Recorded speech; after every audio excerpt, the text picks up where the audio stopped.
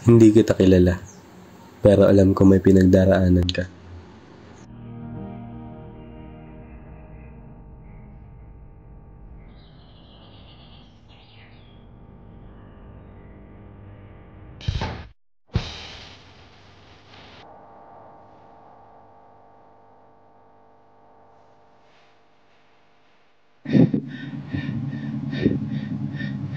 Isang tanong, bakit napakadaya ng mundo? Pinagtulungang bubugin ng isang estudyante na kamag-apo niya estudyante ang natanggap niya mula sa isa sa mga kamag-anak. Ngunit may mga tao natanggap nang wala na silang magagawa. Vincent, na buhay to! Nagdurog sa mga problema na ang solusyon ay wala naman sa kanila.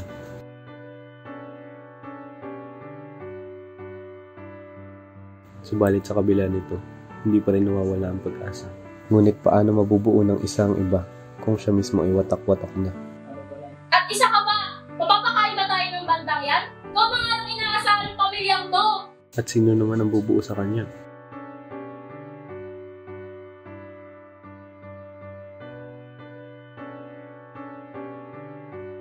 Ang tanong rin kaya nila ay kung bakit ang mundo ay napakadaya.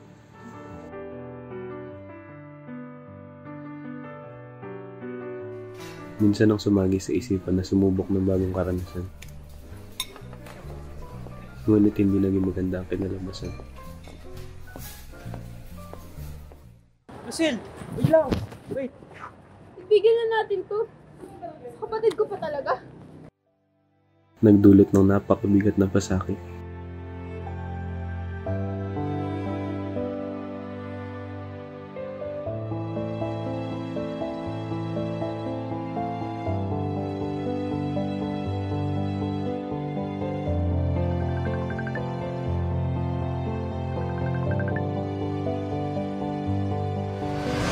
At naging dahilan ng napakalungkot na pasanin.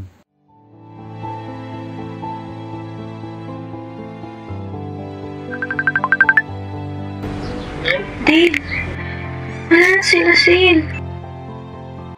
Ang tanong kaya niya, naging madaya ba ako sa paningin niya?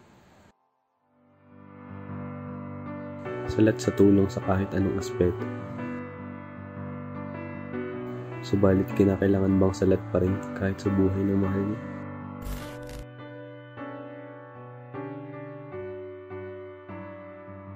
Anak, wala na lang sakit ko. Hindi natin kayang pagamot na. Gawa natin ng parang tayo. Anak, tanggapin na natin to.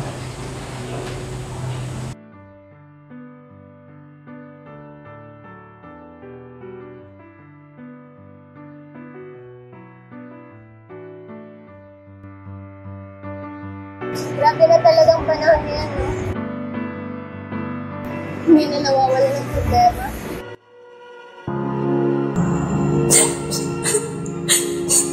Makaawa po. Tama na. Tama na!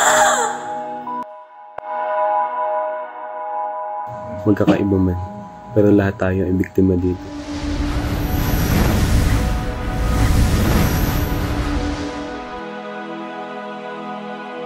Pero kinakaya mo. Hinaharap mo. Tinatanggap mo. Pinaglalabanan mo. At hindi ka sumusuko.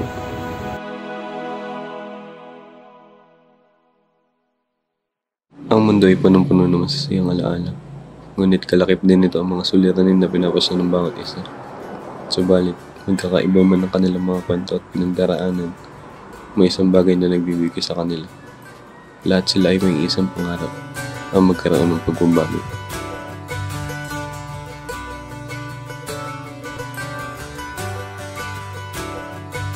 And I'd give up forever to touch you, 'cause I know that you feel me somehow. You're the closest to heaven that I'll ever be, and I don't wanna go home right now.